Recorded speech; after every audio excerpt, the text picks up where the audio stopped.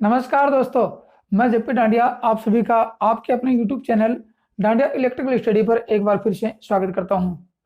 दोस्तों, आज के इस वीडियो में देखेंगे कि डीसी जनरेटर के आर्मेचर पर वाइंडिंग किस प्रकार की जाती है, वाइंडिंग कितने प्रकार की होती है, वाइंडिंगों का संयोजन किस प्रकार होता है और संयोजन के आधार पर उनका क्या नाम रखेंगे और उनकी विशेषताएं क्या होंगी।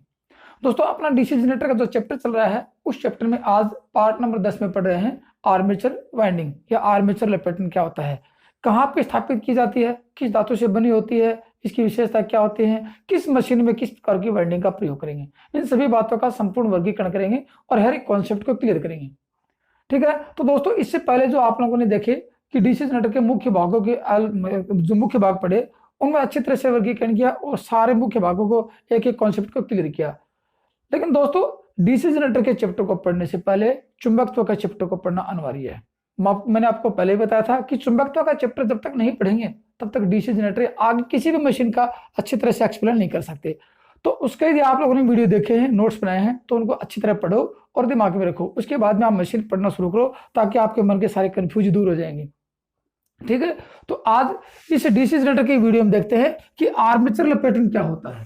मतलब कि अपना इस सिलेबस को, कौन से सिलेबस को, जो नियमित पैटर्न के आधार पर सिलेबस जारी कर रखा है, जो धीरे धीरे आगे कंटिन्यू बढ़ रहा है, उसी सिलेबस को आगे जारी रखते हुए, मतलब कि डीसी जनरेटर का चैप्टर को आगे जारी रखते हुए आज 10 नंबर की क्लास पढ़ रहे हैं, जिसमें आप लोग देख रहे हो कि आर्मेचर वाइंडिंग क्या होती है या आर्मेचर कुंडन या लपेटन कैसे करते हैं। अब आप लोगों को पता है कि आर्मेचर किसे कहते हैं। देखो, आर्मेचर सिलिकॉन स्टील की पतली पतली पत्तियों से लेमिनेटेड करके बनाया जाता है।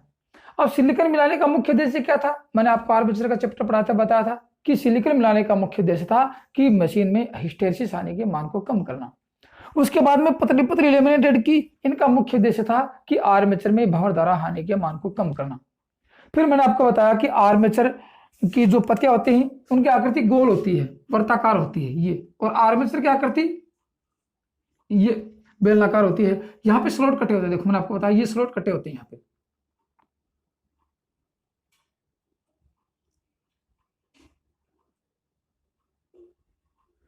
ये सब क्या है, ये स्लॉट कटे हैं। तो आर्मेचर की परिधि पर स्लॉट होंगे जो 3 प्रकार के होंगे। उन स्लॉटों में जो भी चालक तार रखेंगे उन चालक तारों को कहेंगे आर्मेचर वाइंडिंग। ये स्लॉट है, और ये भी मैंने आपको बताया कि स्लॉट 3 प्रकार के होते हैं, पूर्णतः खुले प्रकार का, पूर्णतः बंद प्रकार का, आधा खुला आधा बंद प्रकार का। तो यहाँ कौन सा है, आधा खुला आधा बंद प्रकार का स्लॉट होता है। लगभग 70 से 80% यही प्रयोग करते हैं। बाकी अधिक क्षमता की एसी मशीनों में पूर्णतः खुले प्रकार का प्रकार और पूर्णतः बंद प्रकार का करते हैं एसी मशीनों के रोटर में पूर्णतः बंद प्रकार के स्लॉट का प्रयोग किया जाता है। अब देखो, यहाँ इन स्लॉटों में जो भी चालक तार रखेंगे, आर्मेचर पे चालक तार होते हैं जो ईएमएफ उत्पन्न करते हैं। तो आर्मेचर वाइंडिंग क्या करेगी, आपको पता है, ईएमएफ उत्पन्न करेगी, क्योंकि आर्मेचर घूमेगा कहां पे, आर्मेचर घूमेगा चुंबकीय क्षेत्र में। जैसे ये एन पोल और ये एस पोल, यहां इनके बीच में आर्मेचर घूमेगा और उसमें ईएमएफ उत्पन्न होगा। तो इसका मतलब कि आर्मेचर इन स्लॉटों में जो भी चालक तार रखेंगे उनको कहेंगे आर्मेचर वाइंडिंग। अब आर्मेचर के खांचों में स्थापित किए जाने, आप परिभाषा देखो, इसकी डिफरेंस क्या रखें, आर्मेचर के स्लॉटों में स्थापित किए जाने वाले चालक तार या कॉइल को आर्मेचर वाइंडिंग कहते हैं। ये इनका काम क्या रहेगा, इनका काम रहेगा कि आर्मेचर में ईएमएफ उत्पन्न करना। यही ईएमएफ उत्पन्न करते हैं और यही ईएमएफ को बाहर देते हैं। तो फिर आर्मेचर वाइंडिंग के सिरों को, ये तो थी जो चालक तार रखेंगे उनको। अब आर्मेचर वाइंडिंग के सिरों को, जैसे एक लूप लिया आप लोगों ने, मैं आपको गौर से एक पॉइंट टू पॉइंट बताऊंगा। जैसे ये लूप लिया आप लोगों ने, ये लूप लिया आप लोगों ने, ठीक है, एक लूप है, एक चालक तार को गोलाई में घुमाकर वापस उसी स्थान पर उसका सिरा ले आते हैं, तो लूप कहलाता है। ये हो गया लूप। अब इसी लूप के कई कॉइल आप चक्कर लगा दो, ये चक्कर लगा दिया, एक लूप, 2 लूप, ये और ये चक्कर लगा दिया और 2 सिरे बाहर निकाल दिए। अब क्या कहेंगे, अब दोस्तों ये बन गई कॉइल। ठीक है, अब ये बन गई कॉइल। पहले क्या था, लूप था, अब बन गई ये कॉइल। तो क्या कह सकते हैं, देखो, एक लूप के कई चक्रों को, एक लूप के कई चक्रों को कॉइल कहते हैं और इस कॉइल को आर्मेचर के स्लॉट में रखेंगे। तो फिर आर्मेचर के स्लॉट में रखेंगे, तो आर्मेचर के स्लॉट में, जैसे मान लीजिए आपको दिखाता हूं मैं, ये आर्मेचर का स्लॉट है और ये एक कॉइल यहां लगा लिया आप लोगों ने। अब क्या किया आप लोगों ने, घुमा घुमा के यहां से कॉइल लगा दिए और 2 सिरे बाहर निकाल दिए, ये 2 सिरे आगे बाहर, देखो 2 सिरे बाहर आ गए। तो फिर क्या होगा कि ये होगी कॉइल। अब 2 स्लॉटों में एक कॉइल के 2 भाग होंगे, तो दोनों भाग एकों के स्लॉटों में आएंगे। तो इसका मतलब ये मैं आपको ये वाइंडिंग करने का तजुर्बा नहीं बता रहा हूँ, वाइंडिंग का चैप्टर पढ़ेंगे तब बताएंगे। मतलब आपको सिर्फ बताया कि इनमें चालक तार स्थापित किए और ये चालक तार दो सिरे निकाल दिए। अब दोनों सिरे को कहाँ स्थापित, कहाँ सोल्डरिंग करेंगे, कहाँ संयोजित करेंगे, इस कम्यूटेटर पर। ये क्या है, ये हो गया आपका कम्यूटेटर। गौर से देखो मैं आपको बताऊंगा, ये हो गया कम्यूटेटर और ये क्या है, ये आर्मेचर और ये हो गई इसके स्लॉट। देखो गौर से देखो, ये हो गई इसके स्लॉट। स्लॉटों में आप लोगों ने चालक तार रखी, भी स्लॉट आर्मेचर चालक तारों को रखा और उनके संयोजन कर दिए आपने कम्यूटेटर पर। तो कम्यूटेटर पर क्या करेंगे, सोल्डरिंग करेंगे। तो कम्यूटेटर पर जहां जिस भाग पे जिस सोल्डरिंग पे आप ये करोगे वह उसको कहते हैं राइजर। मैंने आपको ये भी बताया था कि राइजर क्या होता है, आर्मेचर वाइंडिंग के कम्यूटेटर के जिस भाग पर सोल्डरिंग करते हैं या संयोजित करते हैं आर्मेचर वाइंडिंग को, उस भाग को कहता है राइजर। राइजर पर आर्मेचर वाइंडिंग के संयोजन कर दिए। अब मान लीजिए कि एक कॉइल हो गई है, इस प्रकार के सभी स्लॉटों में कॉइल लगा दें तो क्या होगा, वो आर्मेचर वाइंडिंग होगी। लेकिन इनको इन स्लॉटों पर इस कम्यूटेटर पर संयोजित करने के आधार पर इस आर्मेचर वाइंडिंग को दो भागों में बांटा जाता है। ठीक है, अब इन आर्मेचर वाइंडिंग जब जैसे आपने चालक तार स्थापित किए, इनमें ईएमएफ कितना उत्पन्न होगा वो डिपेंड करता है यहां पे आर्मेचर वाइंडिंग और इसके संयोजन करने के आधार पर। अब आर्मेचर वाइंडिंग के संयोजन करोगे, उस आर्मेचर वाइंडिंग का नाम होगा, जैसे कि दो प्रकार से संयोजन करेंगे, एक को कहेंगे लैप वाइंडिंग, एक को कहेंगे वेव वाइंडिंग। इसका मतलब आर्मेचर वाइंडिंग पर कितनी प्रकार की वाइंडिंग होती है, आर्मेचर पर दो प्रकार की वाइंडिंग होती है, एक लैप वाइंडिंग, एक वेव वाइंडिंग। किसके आधार पर, इन संयोजन के आधार पर होती है कि आर्मेचर पर कम्यूटेटर पर इनके संयोजन कैसे करेंगे, तो फिर इनके आधार पर ही ईएमएफ उत्पन्न होगा। तो ये बात आगे निकल गई कि आर्मेचर वाइंडिंग, आर्मेचर में उत्पन्न ईएमएफ की गणना कैसे करेंगे। आर्मेचर में उत्पन्न ईएमएफ की गणना करेंगे वाइंडिंग के आधार पर, एक याद रखना वाइंडिंग के प्रकार पर, आप लोगों ने किस प्रकार की वाइंडिंग की है और इस वाइंडिंग के आधार पर चुंबकीय फ्लक्स के बहने के रास्ते होंगे, उसको कहते हैं समानांतर पथ। समानांतर पथों के आधार पर, इसका मतलब कि आर्मेचर वाइंडिंग के प्रकार और समानांतर पथों के आधार पर डीसी जनरेटर के आर्मेचर में ईएमएफ के उत्पन्न ईएमएफ की गणना की जाती है। एक निष्कर्ष निकल के आता है। और उन्हीं आर्मेचर पथों की संख्या किस पर निर्भर करती है, वाइंडिंग के प्रकार पर। दो बातें आ गई, दो इंपॉर्टेंट बातें निकल के आ गई कि समानांतर पथों की संख्या किसके ऊपर निर्भर करती है, आर्मेचर वाइंडिंग के ऊपर निर्भर करती है, एक बात। दूसरी बात आती है कि इसमें ईएमएफ की गणना किसके आधार पर की जाएगी, आर्मेचर वाइंडिंग के प्रकार के आधार पर, और दूसरी होती है समानांतर पथों के आधार पर इसमें ईएमएफ उत्पन्न की गणना की जाएगी। दो बातें आ गई। अब उन बातों को पढ़ लेते हैं कि आर्मेचर वाइंडिंग के प्रकार।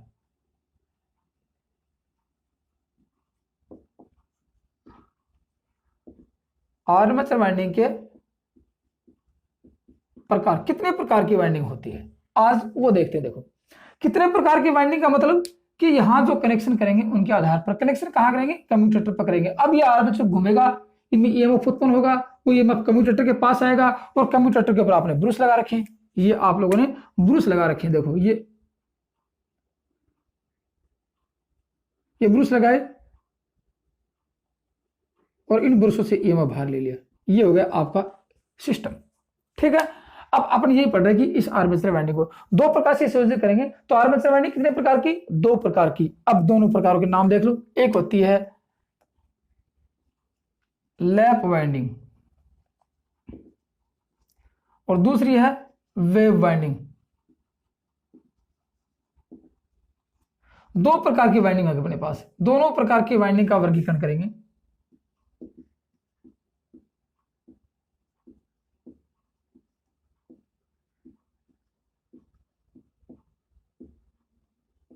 अब देखो यहां से बात आती है कि ये वाइंडिंग आर्मेचर के स्लॉटों में रखेंगे, तो आर्मेचर और वाइंडिंग दोनों के बीच में इंसुलेशन रखेंगे। फिर यहाँ पे ये कम्यूटेटर शाफ्ट से इंसुलेशन है, ये भी इंसुलेटेड है, तो फिर सभी जगह इंसुलेटेड है कि शाफ्ट से कम्यूटेटर इंसुलेटेड, आर्मेचर वाइंडिंग से आर्मेचर ये अपना इंसुलेटेड, दोनों के बीच में इंसुलेशन लगा रखा है। अब आगे देखते हैं कि वाइंडिंग की कनेक्शन के आधार पर उनकी विशेषता क्या होती है। तो सबसे पहले पढ़ेंगे लैप वाइंडिंग। गौर से देखना दोस्तों, दोनों की बराबर तरीके से बताऊंगा आपको मैं कि लैप वाइंडिंग और वेव वाइंडिंग में क्या होता है, यहाँ इन संयोजनों के आधार पर बताएंगे। मैं आपको गौर से देखना, यही कम्यूटेटर आप बीच में से आपको मैं इसको एक थोड़ा ड्राइंग के रूप में आपको बताऊं कि कैसे होता है। देखो यदि आप लोगों ने ये कम्यूटेटर गोल है, इसको यहाँ से काटा सीधा कर दिया तो क्या मिलेगा आपको, ये मिलेगा आपको। देखो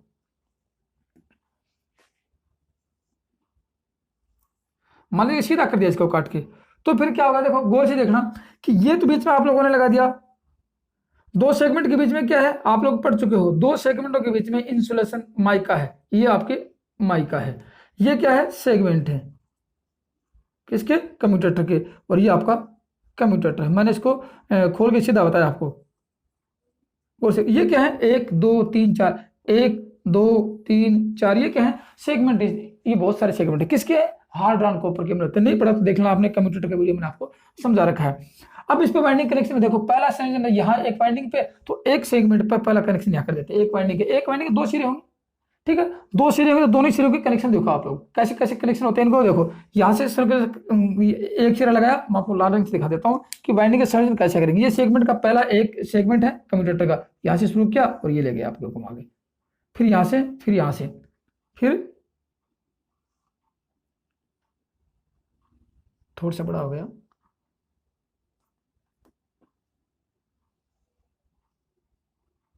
ये हो गया आपका, ठीक है। अब देखो ये तो एक वाइंडिंग का संयोजन है, एक वाइंडिंग का संयोजन ही हो गया, दूसरी वाइंडिंग का संयोजन कैसे करेंगे, देखो एक कॉइल का, मैंने आपको बताया ये कॉइल है, एक कॉइल का एक सिरा एक सेगमेंट पे, दूसरा सिरा दूसरे सेगमेंट पे, तो दूसरी कॉइल का सिरा कहां रखेंगे, देखो दूसरी कॉइल इसके ऊपर रखेंगे, मतलब कि पहली कॉइल का अंतिम सिरे के साथ दूसरी कॉइल का पहला सिरा रखेंगे, ये पहले सिरे को रखा और ये लगा घुमा के ऐसे, ठीक है, और ये ले गए, और फिर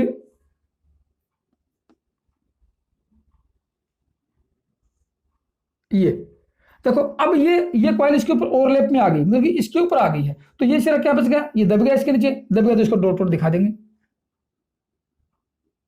ये देखो गौर से देखना, अब यही होती है कि ये कॉइल नंबर 1, हम आपको नंबर का दिखाता हूं कि लैप वाइंडिंग कैसे करते हैं। ये नंबर 1 कॉइल और ये नंबर 2 कॉइल, ये पहला सिरा इसका, पहली कॉइल का पहला सिरा, और ये दूसरा सिरा, ये दूसरा सिरा, और दूसरी कॉइल का पहला सिरा और ये दूसरा सिरा, इस प्रकार आगे आगे एक एक को जोड़ते चले जाएंगे, ठीक है। अब गौर से देखो, आपको बताता हूं, पहली कॉइल का पहला सिरा एक नंबर सेगमेंट से, किसी भी सेगमेंट से, तो इसके दूसरी कॉइल का पहला सिरा दूसरी कॉइल के पहले सिरे से संयोजित करके उसके ऊपर ओवरलैपिंग करके, मतलब उसके ऊपर रख के अगली कॉइल दूसरी कॉइल का दूसरा सिरा तीसरे नंबर सेगमेंट से संयोजित करेंगे। अब देखो दो कॉइलें लेगी, आगे तीसरी कॉइल लगाएंगे, तो तीसरी कॉइल का पहला सिरा दूसरी कॉइल के दूसरे सिरे से लगाएंगे और इसको ओवरलैपिंग करते हुए आगे चले जाएंगे। इस प्रकार सारी वाइंडिंग करते करते पूरे कंप्यूटर पर अपने आर्मेचर वाइंडिंग हो जाएगी। तो ये क्या हो गई, ये आपकी लैप वाइंडिंग होगी। तो इसको क्या कर सकते हैं, देखो इस सब के सब पैरेलल में लग जाएंगे, आप गौर से देखोगे ना तो सारी वाइंडिंग पैरेलल में लग जाएंगी। किस प्रकार आपको बनेंगे, ये ऐसे बनेंगे, जैसे ये एक वाइंडिंग ये होगी, ठीक है, ये बन गई, ये दूसरी वाइंडिंग होगी, ये तीसरी वाइंडिंग होगी। इस प्रकार से सारा आपको, यदि आपको इसका नमूना देखोगे ना तो आपको ये लगेगा कि ये वाइंडिंग आपको समानांतर में दिखाई देंगी। तो क्या कर सकते हैं, लैप वाइंडिंग को समानांतर वाइंडिंग कहते हैं, पैरेलल वाइंडिंग कहते हैं। किसको, लैप वाइंडिंग। अपन वर्गीकरण किसका कर रहे हैं, लैप वाइंडिंग का कर रहे हैं। पहले एक वाइंडिंग का वर्गीकरण करेंगे, फिर दूसरी का करेंगे। तो ये हो गया आपके लैप वाइंडिंग। लैप वाइंडिंग यहाँ स्थापित करेंगे, संयोजन करेंगे, आपको मैंने कंप्यूटर पर संयोजन बता दिया आपको। फिर भी आगे इनका अध्ययन यदि और ज्यादा गहरा अध्ययन करेंगे तो कहाँ करेंगे, वाइंडिंग का चैप्टर पढ़ेंगे, वहां आपको एक एक पॉइंट टू पॉइंट समझ में आएगा कि समानांतर पथों की संख्या कैसे स्थापित हुई, कितने समानांतर पथ, मैं आपको संख्या बताता हूँ यहाँ पे। तो ये होगी पैरेलल वाइंडिंग। तो लैप वाइंडिंग को समानांतर वाइंडिंग के नाम से भी जानते हैं। संयोजन कैसे होगा, पहली कॉइल का पहला सिरा एक सेगमेंट से, पहली कॉइल के दूसरे सिरे से दूसरी कॉइल का पहला सिरा संयोजित करके एक सेगमेंट से, दोनों एक ही सेगमेंट पर रहेंगे। फिर तीसरी कॉइल का पहला सिरा दूसरी कॉइल के सेकंड सिरे से लगा के दोनों को लूप करके और यहाँ पे एक सेगमेंट पे लगा देंगे। इस प्रकार सारी वाइंडिंग स्थापित कर देंगे। तो फिर पूछा जाए क्या इस सेगमेंट की संख्या कितनी होगी, सेगमेंट की संख्या कॉइल की संख्या के आधार पर होती है, क्योंकि तो एक कॉइल पर दो सेगमेंट के दो कॉइलों के एक सिरे एक ही कॉइल पर एक ही सेगमेंट पर आए हैं। तो जितनी 20 कॉइलें होंगी तो 20 ही सेगमेंट चाहिए, 30 कॉइलें होंगी तो 30 सेगमेंट चाहिए। तो सेगमेंट की संख्या कॉइल की संख्या के आधार पर होती है और संयोजन अपने हिसाब से मानव को बताते हैं। ये कौन सा संयोजन है, लैप संयोजन है। ये तो थी बात है इसकी। अब आपको थोड़ा सा आगे वेव वाइंडिंग के बारे में बताऊं। देखो हम आपको वेव वाइंडिंग का चित्र बनाता हूं। ये आपकी हो गई वेव वाइंडिंग, बराबर बराबर देखेंगे दोनों को। ये वेव वाइंडिंग, वेव वाइंडिंग का संयोजन कैसे होता है वही देखा आप लोगों को। आपको फिर बताता हूं आपको। जैसे आप लोगों ने लिया कम्यूटेटर, ठीक है, ये कम्यूटेटर ले लिया आप लोगों ने। ये मान लीजिए कि एक सेगमेंट ये, एक सेगमेंट ये और एक सेगमेंट ये, ठीक है, सेगमेंट ले लिया आप लोगों ने। अब क्या करेंगे, देखो पहली कॉइल का पहला सिरा यहां रखेंगे, थोड़ा सा सेगमेंट को बढ़ा देता हूँ, ये क्या है, ये माइका है आप लोगों की, ये सेगमेंट बढ़ा दिए और ये सेगमेंट, 1 2 3 4, ये क्या है, सब के सब सेगमेंट है, किसके, कम्यूटेटर के सेगमेंट है। अब गौर से देखना यहां लिया पहली कॉइल का, यहां पे इसको संयोजन कैसे करेंगे, पहली कॉइल का पहला सिरा लिया और ये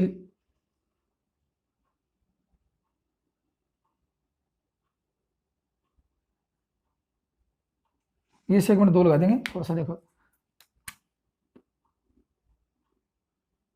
ये सेगमेंट 2, यहां से ले पहली कॉइल का पहला सिरा, गौर से देखना, पहली कॉइल का पहला सिरा एक सेगमेंट से लगाया, ये पहला सिरा, ये दूसरा सिरा, तो दूसरी कॉइल का पहला सिरा कहां लगाएंगे, दूसरी कॉइल देखो, अब दूसरी कॉइल का पहला सिरा यहां लगाएंगे, इसके साथ ही लगाएंगे, ये इसके साथ संयोजन कर दिया, तो एक सिरा ये दूसरी कॉइल का और इसको यहां से लेके और ये ले लिया ऐसे,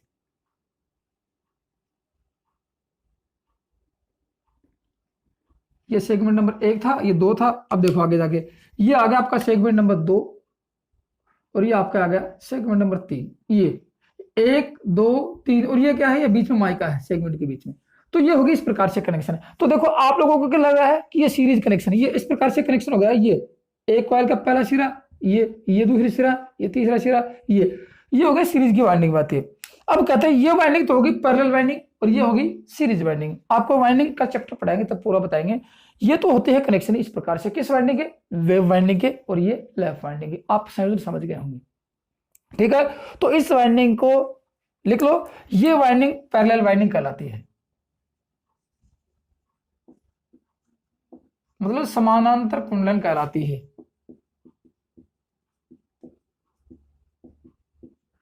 और ये वाइंडिंग ये श्रेणी कुंडलन कहलाती है।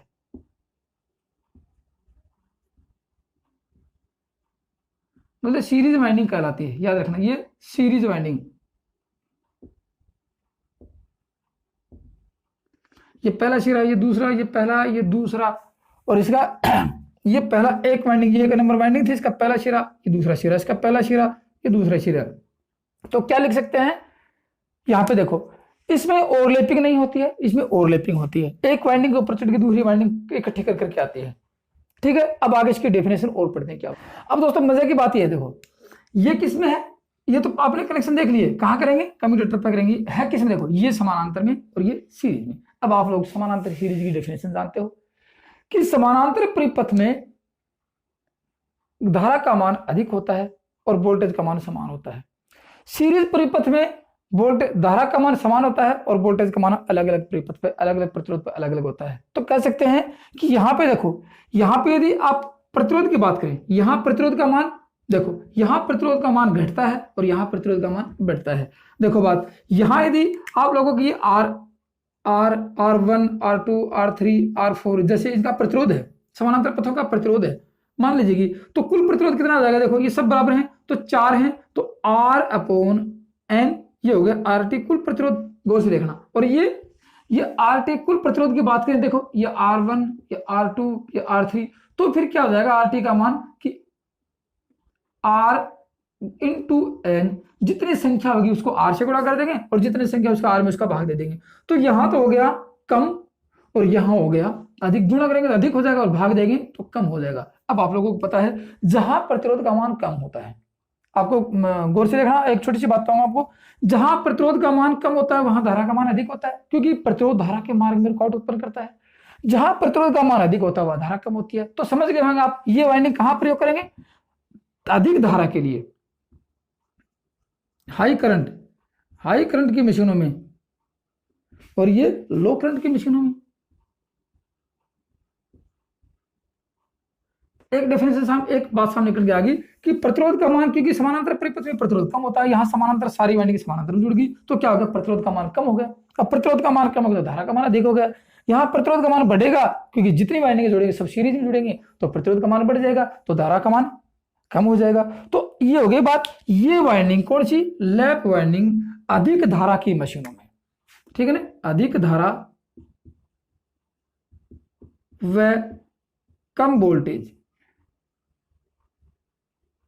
ये आता है कि इस वाइंडिंग का प्रयोग कहाँ करते हैं। ये एक छोटा सा आपको सूत्र दिया मैंने, आपको इसको गौर से देख लेना। इस वाइंडिंग का प्रयोग अधिक धारा कम वोल्टेज, और ये कम धारा और अधिक वोल्टेज की मशीनों में प्रयोग करते हैं। एक ये आ गया, एक ये आ गया, और इसकी एक डेफिनेशन ये आ गई, और एक डेफिनेशन इसकी ये आ गई, और एक डेफिनेशन इसकी ये आ गई। तीन डेफिनेशन होगी। अब देखो, ये तो थी बात की मशीनों में किस मशीन में इसका प्रयोग करेंगे। अब बात कि वाइंडिंग करने के आधार पर चुंबकीय फ्लक्स के बहने के रास्ते कितने होंगे, इसको बोलते हैं समानांतर पथ। ये वाइंडिंग के संयोजन के आधार पर डिपेंड करता है कि संयोजन किस प्रकार का किया आप लोगों ने। अब मैं बताता, देखो यहां चुंबकीय फ्लक्स के बहने के रास्ते सिर्फ दो ही होंगे। किसमें? सीरीज वाइंडिंग जहां होगी वहां चुंबकीय फ्लक्स के बहने के रास्ते, अर्थात समानांतर पथों की संख्या कितनी होगी? दो होगी, और यहां इन पोलों के बराबर होगी। मशीन में पोल कितने हैं? इन पोलों के बराबर होगी। तो समानांतर पथों को किससे दर्शाते हैं? आपको फिर से आपको मैं एक छोटी सी बताता हूं। देखो, अब ये आर्मेचर वाइंडिंग की बात कर रहे थे ना, यहां से ये तो इसका संयोजन है। आपको छोटी सी डेफिनेशन और बता देता हूं। देखो, मैं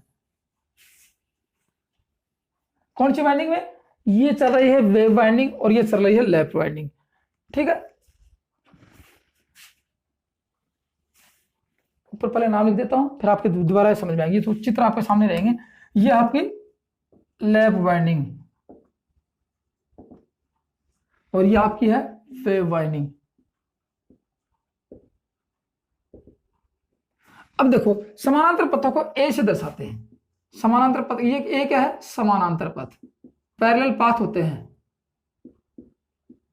ये क्या है? पैरेलल पाथ, पैरेलल वे होते हैं चुंबकीय फ्लक्स के बहने के रास्ते। अब इसमें समानांतर पथों की संख्या,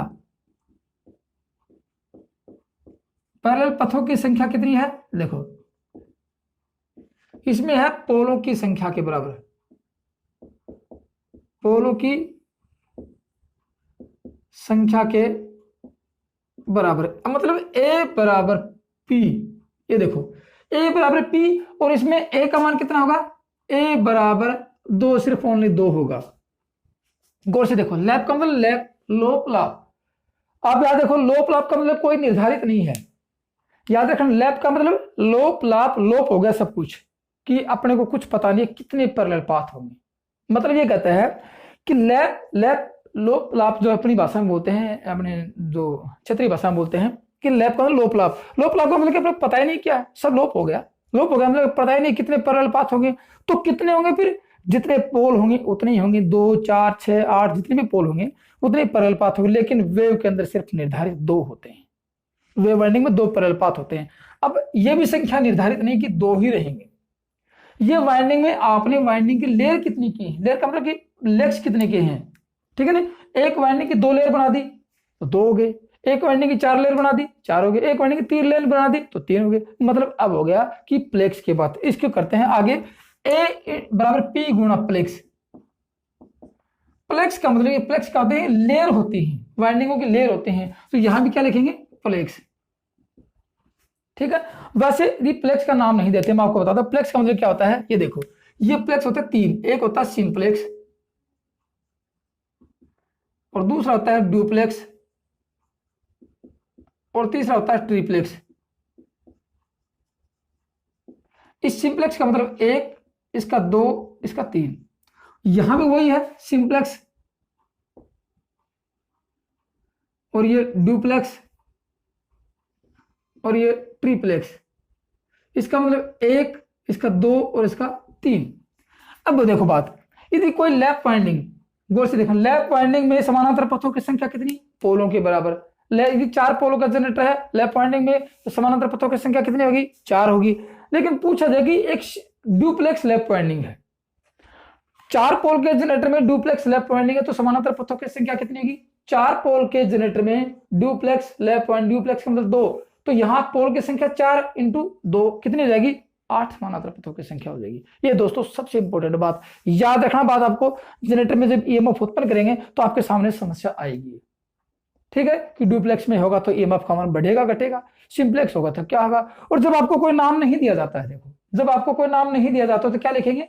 सिंप्लेक्स ही मानते हैं। या पूछा जाए वेव वाइंडिंग में समानांतर पथों की संख्या कितनी, ओनली 2, क्योंकि कोई नाम ही नहीं दिया। सिंप्लेक्स है, डुप्लेक्स है, ट्रिप्लेक्स है, कोई नाम नहीं दिया। ट्रिप्लेक्स में 3 लेयर होंगे, ये कोई नाम नहीं दिया। जब नाम दे देते हैं कि ट्रिप्लेक्स वेव वाइंडिंग में समानांतर पथों की संख्या कितनी, ट्रिप्लेक्स नाम दिया है तो 2 × 3 6, तो 6 हो जाएगी। फिर वहां पे आपको ईएमएफ में ईएमएफ उत्पन्न होगा, वहां पे आपको ये प्रॉब्लम आएगी। तो गौर से देखना कि इनको जो भी प्लेक्स होंगे इनको गुणा करें। जो प्लेक्स का नाम नहीं देते हैं तो सिंप्लेक्स मान लेते हैं, प्लेक्स का नाम नहीं दिया तो सिंप्लेक्स, और नाम दे दिया तो डुप्लेक्स और ट्रिप्लेक्स आएंगे। तो सिंप्लेक्स तो एक ही होता है, इसको 1 से गुणा करो चाहे मत करो, इसलिए समानांतर पथों का संख्या निर्धारित हो चुकी है। अब देखो प्रत्येक समानांतर पथ में धारा का मान कितना रहेगा, ये और देखना अपने को। देखो काफी बार क्वेश्चन आता है कि यदि आर्मेचर में कुल धारा का मान 20 एम्पीयर है, गौर से देखना, आर्मेचर में कुल धारा का मान लीजिए कि 20 एम्पीयर है, ये आर्मेचर है, इसमें कुल धारा का मान 20 एम्पीयर है, ठीक है।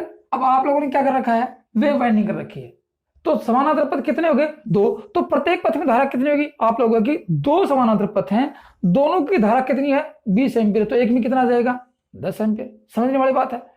यदि अब पूछा जाए कि लैप ट्रिप्लेक्स लैप वाइंडिंग है या डुप्लेक्स लैप वाइंडिंग है, गौर से देखना, डुप्लेक्स लैप वाइंडिंग है, 2 पोल के जनरेटर में डुप्लेक्स लैप वाइंडिंग है, गौर से देखना।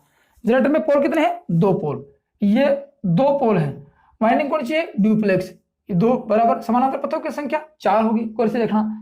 4 समानांतर पथों की संख्या है, यदि वही आर्मेचर लिया जिसमें 20 एम्पीयर धारा थी, तो एक समानांतर पथ में धारा का मान कितना हो गया, 4 पथ और चारों में धारा का मान 20, एक में 5 होगा कि नहीं होगा, तो 5 एम्पीयर। ये आपको मिलेगा, आपको ये एक न्यूमेरिकल छोटे से आपको प्रश्न मिल सकते हैं कि यदि किसी आर्मेचर में धारा का मान 20 एम्पीयर है और डुप्लेक्स वेव वाइंडिंग में प्रत्येक पथ में धारा का मान कितना होगा। देखो बात यहां देखो, ये मान लीजिए यही है 4 पोल, ये आपके पास में 4 पैरेलल पथ हैं, 1 2 3 4, ये 4 पैरेलल पथ हैं, यहां 20 एम्पीयर है, तो 20 किसका मान है, इन चारों का योग कितना है 20 है, तो प्रत्येक में 5 5 5 क्षेत्र होगा। तो क्या लिख सकते हैं, प्रत्येक समानांतर पथ में धारा का मान कितना रहेगा। तो कैसे निकालेंगे, देखो इसमें लैप वाइंडिंग में प्रत्येक समानांतर पथ में धारा, प्रति समानांतर पथ धारा का मान पूछा है, आई बराबर, तो क्या लिखेंगे, आई किसके है, प्रति समानांतर पथ, ये आईपी कर लेते हैं, इसका नाम होगा प्रति समानांतर पथ हो गया, ठीक है ना। धारा का मान ये होगा पैरेलल पाथ ए या जो भी है, प्रति समानांतर पथ धारा का मान कितना रहेगा कि आई टी कुल धारा, क्या रखेंगे, आई टी कुल धारा किसकी, आर्मेचर की कुल धारा, और ए समानांतर पथ की संख्या, नंबर, अब ए का मतलब नंबर ऑफ पोल, पोल के बराबर रहेगी। तो यहां देखो नंबर ऑफ, या आप लेफ्ट वाइंडिंग में चाहे तो ए लिख दो, ए की बात है, गौर से देखना, ए लिखेंगे तो भी वही बात है, और ए नहीं लिखेंगे तो क्या लिखेंगे, देखो ए लिख दो और चाहे इसके पोलों की संख्या लिख दो, पोल की संख्या, क्योंकि समानांतर पथ पोलों पर डिपेंड करता है, ठीक है ना। समानांतर पथ किस पर डिपेंड करता है, पोलों पर डिपेंड करता है। तो यहां तो आगे बहुत, ये ए, यहां समानांतर पथ की धारा तो ए होता है, ये डुप्लेक्स नाम आता है तो पोलों की संख्या का निर्माण नहीं होता है, तो ये समानांतर पथ का भाग देते थे, एक एक समय जितने समानांतर पथ होंगे उनका भाग दे देंगे। तो प्रत्येक समानांतर पथ में धारा का फॉर्मूला क्या रहेगा, लैप में रहेगा ये, और वेब में क्या रहेगा, वेब में देखो दोस्तों, वेब में रहेगा कि आई टी, ये मान किसका निकाल रहे हैं कि आई पी, प्रति समानांतर पथ में धारा का मान आई टी अपॉन 2, यहां तो 2 ही रहना है, ठीक है। डुप्लेक्स दिया तो 4 हो गया, ट्रिप्लेक्स दिया तो 6 हो गया, लेकिन पोलो का कोई रोल नहीं होता है यहाँ पे। तो फिर इसका मान कितना होगा कि कुल धारा में 2 का भाग दे दो, एक समानांतर पथ की धारा निकल जाएगी। यही सब आपके सामने क्वेश्चन आता है। अब ये तो थी बात दोस्तों, छोटी छोटी बातें। अब देखो छोटी सी बात, एक क्वेश्चन और बच गया, इसके ऊपर मैं प्रत्येक क्वेश्चन बताऊंगा, जहां पे आज तक क्वेश्चन आए हैं वो सब की बताऊंगा आपको। मैं लगभग बता चुका हूं जितने क्वेश्चन आए हैं, कि आगे और भी एक दो क्वेश्चन बच गया। तो क्या डिपेंड करता है, देखो यहाँ पे, देखो डिपेंड करता है कि यहाँ पे देखो कि ब्रुश की बात करते हैं। मैंने आपको बताया कि ब्रुश का चैप्टर पढ़ाया था, बताया था आपको कि ब्रुश की संख्या किस पे डिपेंड करती है, कि कितने ब्रुश लगाएंगे। ब्रुश की संख्या धारा के मान पे डिपेंड करती है। यदि कम क्षमता की मशीन है तो 2 ही ब्रुश काफी होते हैं, कम से कम कितने ब्रुश, 2 ब्रुश। यदि क्षमता धारा का मान बढ़ गया तो 2 से 4 ब्रुश भी लगा लेंगे, 4 से 6 ब्रुश भी लगा लेंगे, ठीक है। तो ये तो थी बात इनकी। लेकिन अब आपको पता है कि आर्मेचर पर जब वाइंडिंग करते हैं तो धारा डिपेंड होती है। वेव वाइंडिंग होगी तो धारा का मान कम रहेगा, और लैप वाइंडिंग होगी तो धारा का मान अधिक रहेगा, क्योंकि रेजिस्टेंस का मान कम होता है। तो धारा किस वाइंडिंग में अधिक होगी, आप लोग समझ गए होंगे कि धारा होगी, अब लेफ्ट वाइंडिंग में धारा कमान अधिक होगी। इसका मतलब लेफ्ट वाइंडिंग कहां प्रयोग करेंगे, अधिक क्षमता, अधिक धारा की क्षमता में लेफ्ट वाइंडिंग का प्रयोग करेंगे। तो क्या ब्रुशों की संख्या नहीं बढ़ेगी, वहां पे ब्रुशों की संख्या बढ़ेगी तो कितनी बढ़ाएं, किस वाइंडिंग में ब्रुशों की संख्या 2 से अधिक हो सकती है। प्रश्न आता है किस प्रकार के जनरेटर में ब्रुशों की संख्या 2 से अधिक हो सकती है। जिस जनरेटर में लैप वाइंडिंग होती है वहां ब्रुशों की संख्या 2 से अधिक हो सकती है। गौर से देखना। तो अब ब्रुशों की संख्या देखो, ये ब्रुश की संख्या, ब्रुश की संख्या किसके ऊपर डिपेंड होगी, पोलों पर डिपेंड होगी, अधिक धारा पर डिपेंड होगी। अधिक धारा का मान तो निर्धारित नहीं है, कितनी धारा पर ब्रुश की संख्या बढ़ाई जाएगी, लेकिन यह जरूर हो गया कि लैप वाइंडिंग होगी वहां धारा अधिक रहेगी, तो लैप वाइंडिंग में ब्रुशों की संख्या बढ़ेगी। तो क्या लिखे देखो, ब्रुशों की संख्या, ब्रुशों की संख्या 2 से अधिक हो सकती है, किसमें, लैप वाइंडिंग में। ये इसकी डेफिनेशन लिख रहे हैं, अधिक हो सकती है, 2 तो रहेगी लेकिन 2 से अधिक किसमें हो सकती है, इसमें हो सकती है। लेकिन यहां क्या लिखेंगे, यहां ब्रुशों की संख्या, ब्रुशों की संख्या 2 ही होती है।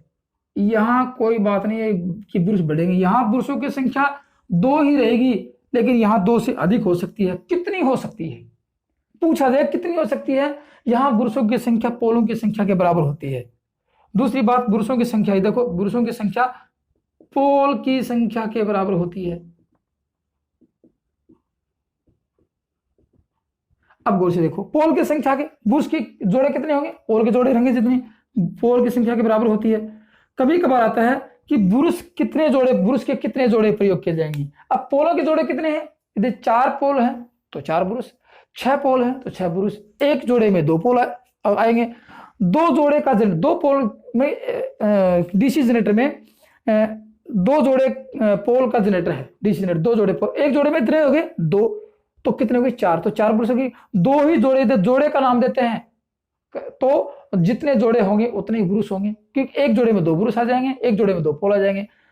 पोलों की संख्या देते हैं, संख्या निर्धारित करके देता है कि 6 पोल का जनरेटर है तो लैप वाइंडिंग है तो ब्रुशों की संख्या 6, 6 पोल का जनरेटर वेव वाइंडिंग है तो ब्रुशों की संख्या 2, क्योंकि वहां सिर्फ 2 ही होती है। तो गौर से देखना, यहां ब्रुशों की संख्या 2 से अधिक हो सकती है, कब, जब लैप वाइंडिंग होगी तब, लेकिन यहां ब्रुशों की संख्या 2 ही रहेगी, ज्यादा नहीं जाएगी। तो ब्रुशों की संख्या बराबर, देखो यहां ब्रुशों की संख्या बराबर पी, ब्रुशों की संख्या बराबर, ये तो हो गया 2, और ये ब्रुशों की संख्या बराबर पी के बराबर रहेगी, पी का मान जितना रहेगा। ये तो थी दोस्तों आपकी बात कि आर्मेचर में जो वाइंडिंग स्थापित करते हैं उनकी डेफिनेशन क्या होती है, उनके ऊपर प्रश्न किस प्रकार से बन सकते हैं, प्रश्न किस प्रकार से आ चुके हैं, वो सब आपको पढ़ा चुका हूं आपको।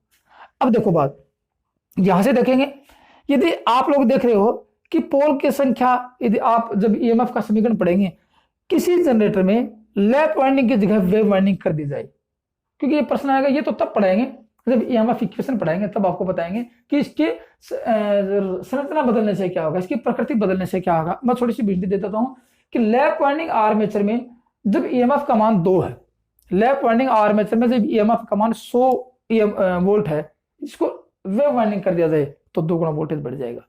याद रखना बात, 4 पोल के जनरेटर में लैप वाइंडिंग 2 है, 4 पोल के जनरेटर में जो लैप वाइंडिंग है और उसमें ईएमएफ का मान 100 है, उसको उठा के वेव वाइंडिंग कर दिया जाए तो ईएमएफ का मान बढ़ जाएगा। तो लैप वाइंडिंग से वेव वाइंडिंग करेंगे तब ईएमएफ बढ़ेगा, और लैप से वेव करेंगे तो ईएमएफ घटेगा, क्योंकि यहां कम धारा आती है। गौर से देखना, यहां वोल्टेज अधिक, यहां वोल्टेज कम।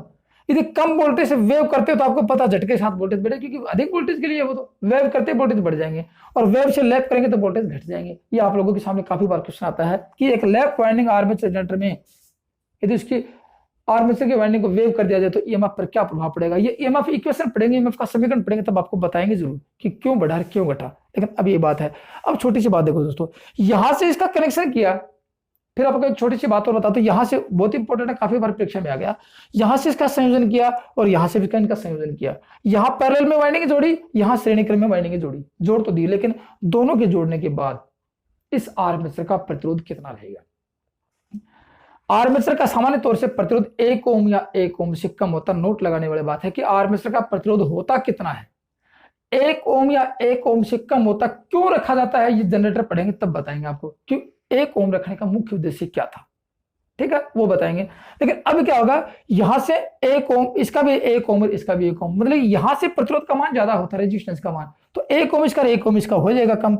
लेकिन 1 ओम से फिर आपको यदि और डीपली पूछा जाए कि लैप वाइंडिंग आर्मेचर का प्रतिरोध 1 ओम है, यदि 0.5 ओम मान लेते हैं, लैप वाइंडिंग आर्मेचर जनरेटर का प्रतिरोध 0.5 ओम, क्योंकि कम रहेगा, तो उसको वेव कर दिया जाए तो क्या प्रतिरोध बढ़ेगा, बिल्कुल बढ़ेगा, क्योंकि यहां वाइंडिंग श्रेणी में लग जाएंगी तो वो श्रेणी में जुड़ जाएंगे, लेकिन 1 ओम से कम ही रहेगा, इसका भी 1 ओम से कम रहेगा। लेकिन लैप से वेव वाइंडिंग कर देते हैं तो आर्मेचर का प्रतिरोध पहले से अपेक्षा बढ़ता है, 1 से ऊपर नहीं जाता है, बढ़ता है। और यदि वेव से लैप कर देते हैं तो आर्मेचर का प्रतिरोध पहले की अपेक्षा कम हो जाता है। ये दो मुख्य बातें हैं, आप लोग गौर से पढ़ लेना और लिखना। ये तो थी बात दोस्तों आपकी इसकी। अब ये तो थे आर्मेचर वाइंडिंग।